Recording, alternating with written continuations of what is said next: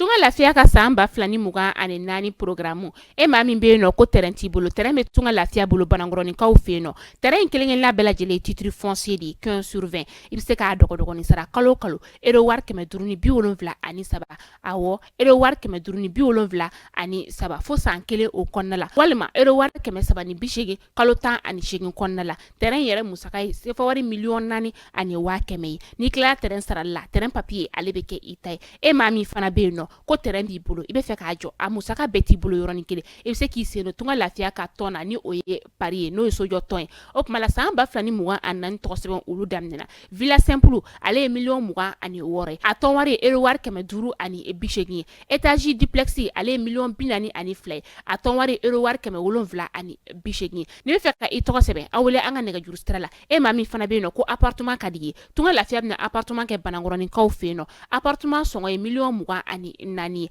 ibisa ale fana dogo ni sara ero war keme wolonvla ani muwa fo san nani o konnala awo san nani tunga lafiya nana tunga range ulu lafiya likama op mala anga nega juru stra ayo bamba 00223 72 18 42 47 walma 00336 41 94 03 80 tunga lafiya ka lagini femi malende munu sigleme jamana ko ka ubeka seka so kelengelen soro ba maliba ali konnala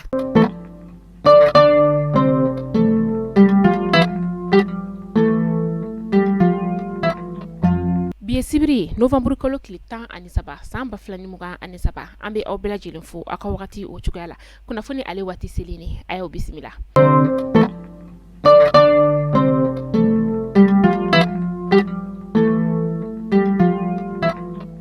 kuna fondamnela bi sibiri temeni novembre kalo kilita ani kilisa amba flani muga ani saba nyogonda mini ale buludara ni o nyashine me grefi nyamo ulu masasa amba flani muga ani saba o konnaina abara yera kon kera anga sanfe kalanso o konnala badal bukaw ulu feno kera sa kulu sanfe lala ministre mbeno ni ambale wele ko Mahamadou Kasoke ni ale garde so ade ni barengoni ninka ale nundo ali bara labemba ulu ni nyogonda yera konnala sa ma banani ani ma kemeni bisaba ani kele ulu de to sebe fura ola nga ka joro mi soro sani umogobe ola o ma keme ani ma muga bonyonguye ministre Kasoge akele wakati mina ninga sebe fura ka o daelesa aye do udonke candidat nunu kilingen na bela jele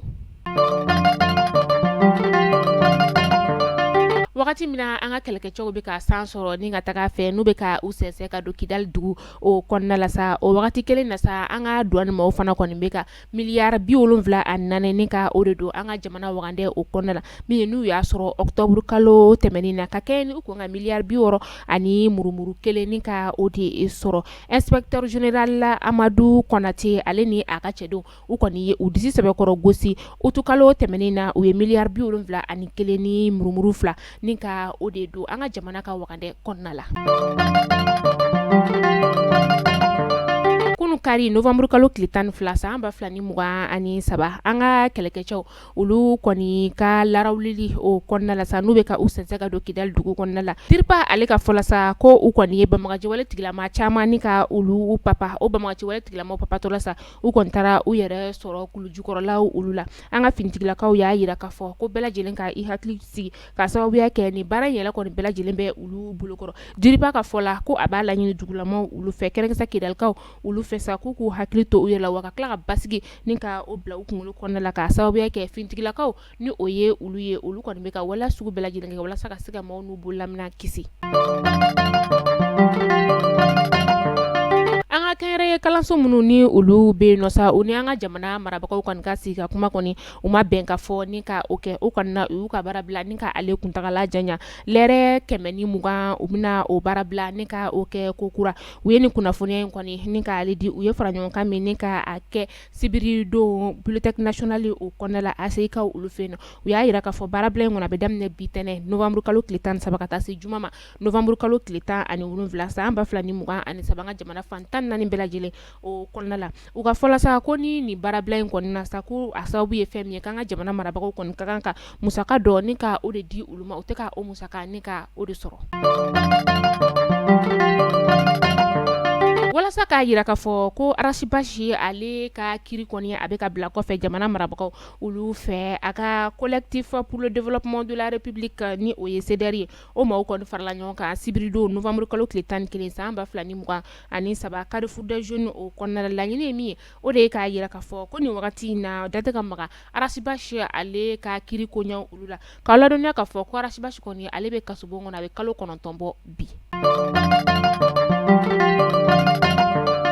Ni wagati na an ka ba polisilakaw kɔni an ka faba kɔnɔna la u bɛ ka bolimafɛn sen filaw ka taa se sen naaniw ma ni ka olu sɛbɛnfuraw ka olu woloma k'a lajɛ ni ɲuman ni kolon minnu bɛ a la o kɔni bɛ ka kɛ sababu ye sa ni ka circulation kɔni ka ale sɛbɛkɔrɔ gɛlɛya bolimafɛn bolilaw olu bolo n'u yɛrɛ kɔni bɛ ka a ko kɔni ka a kɔn ka sababuya kɛ ni sɔrɔla ka bɔ k'a fɔ k'i bɛ taa dugu kɔnɔnaw la polisiw kɔni kelen bɛ ni ka siraw kɔni ka olu minɛ fan bɛɛ fɛ.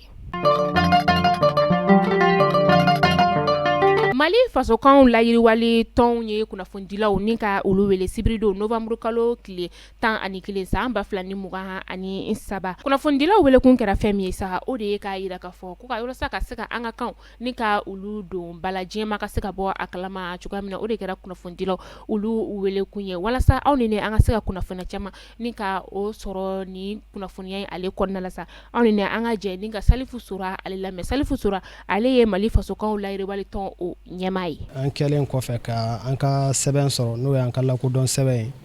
an ye k'a fɔ ko a ti ɲɛ cogo si la hakilila minnu bɛ an fɛ fasokanw layiriwali la fo an ka olu dajira jamana la i n'a fɔ a tɔgɔ ye de an ye point minnu sigi sen kan k'a jira k'a fɔ ko an bɛ fɛ jamana ka nin baara masina ninnu de kɛ pour que baara ka kɛ n'a ye donc an ka laɲini belebele ka hakilila de dajira ani fana mafala bɛ fɛ ka baara minnu kɛ don n'a nata la n'an ko jamana mara an bɛ se k'a fɔ jamana yɛrɛ danaya da yɔrɔ minnu kan k'a fɔ ko bɛ kanko labaaraw la donc an bɛ se k'a fɔ ko ani olu bɛ contacté la olu yɛrɛ bilasirali caman di an ma an ka kanw la yiriwali siraw fɛ an bɛ se k'a fɔ a daminɛ kɔnɔna fɔlɔ an y'a daminɛ o kɔnɔna fɔlɔ nka kɔfɛ min ye jamana yɛrɛ sanfɛ la ninnu ye an bɛ se ka o hakililaw sigi sen kan an ye sɛbɛnni min kɛ an bɛ fɛ ka tila k'a bayɛlɛma tubabukan fana la an b'a bila présidence la an b'a bila CNT la an b'a bila an ka kiiriso ninnu bɛɛ lajɛlen na n kɔni bɛ fɛ ka yaala k'a bila fɛngɛ ninnu bɛɛ la jamana ɲɛmɔgɔ k'a dɔn k'a fɔ ko nin an fana ka dɛmɛ ye ka ɲɛsin jamana ma kanw la yiriwali siratigɛ la an ko san fɔlɔ ninnu na fɔlɔ k'a ta san fɔlɔ la fo ka se san sabanan ɲɔgɔnna ninnu na c'est à dire baara man ka kɛ tubabukan na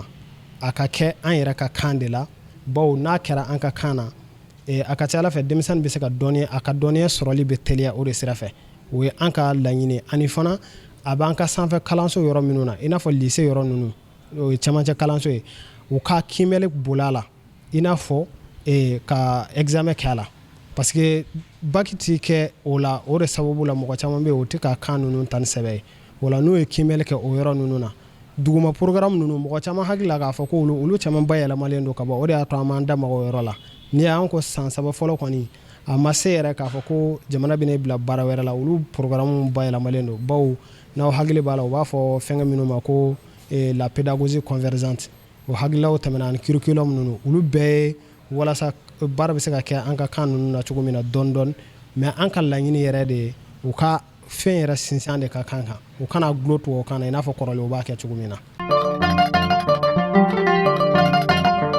Mana kɔni ale bɛ kɛ sababu ye sa ni ka gɛlɛyaba don sɛnɛkɛlaw olu ka sɛnɛ o kɔnɔna la min ye n'u ka foro kɔnɔnaw yɛrɛ la sa ni mana yɛrɛ kɔni ni a yira yen nɔ a mana yeli bɛ kɛ sababu ye sa ni ka balo ka olu bali ka kɔrɔbaya u kɔrɔbaya cogo o la a bɛ kɛ sababu ye fana sa ni ka gɛlɛyaba don u ka sɛnɛ ale taabolo la ka sababu kɛ ji ale tɛ balofɛnw ni ka olu labɔ kosɛbɛ ka sababu kɛ mana ale sababu ye o kɔni de kɔnɔna la sa sɛnɛkɛlaw kɔni u bɛ ka damakasi ni ka o kɛ walasa nin ko ninnu kɔni dan bɛ se ka sigi ale la cogoya min na. An bɛ taa Kulukorokaw olu fɛ yen nɔ a yirala k'a fɔ ko kalo 9 o kɔfɛ ko maa 5 de bɛ yen nɔ ko olu kɔni tanyana Kulukoro dugu o kɔnɔna la ko b'a yira k'a fɔ ko Kulukorokaw kɔni olu tɛ ka taa ka u ka banbagatɔw ni ka olu kofɔ mairie olu kɔnɔna la ko kɔni waleya min ni ale cɛman ye a bɛ kɛ sababu ye sa banbagatɔ hakɛya kɔni o tɛ dɔn Kulukoro dugu o kɔnɔna la o de la sa fɛn min ye mairie maaw ye olu y'a laɲini dugulamaw fɛ ko bɛɛ lajɛlen k'a kɛ ka taga i ka banbagatɔ ni ka ale kofɔ walasa a bɛ se ka dɔn maa hakɛya min kɔni ni o tanyana.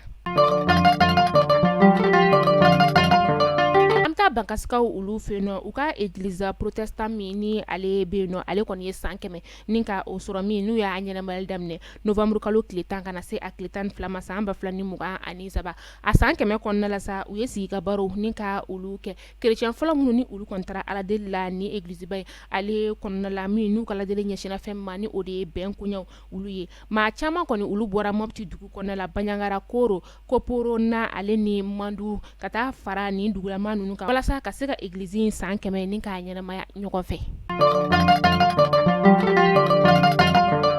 An bɛ taa kɔkan kibaru la an bɛ taa Ivoirien ka jamana o kɔnɔna la Ivoirien ka cɛba min bɛ yen nɔ ni ale bɛ wele ko Guillaume Kibafori Soro ale y'a yira jasira fɛ k'a fɔ k'ale bɛna dan sigi a ka tungafɛtaga o la Guillaume Soro min ni ale kɛra ministre ɲɛmaa ye san 2007 ka na se san 2012 ma a kɛra wasabulon ɲɛmaa ye fɛnɛ san 2012 ka na se san 2019 ma nin wagati in na ale ye parti min bɛ yen nɔ ni a bɛ wele ko Génération EP Plus Solidaire a ye o maa dɔ o fɛnɛ ye a ka jala sa a y'a yira k'a fɔ k'a bɛ wagati caman bɔ ale kɔni bɛ kunfɛ taga o la min n'a dɛsɛ bɛ ka segin a fa jamana o kɔnɔna la k'a bɛna segin ka na a fa jamana kɔnɔ.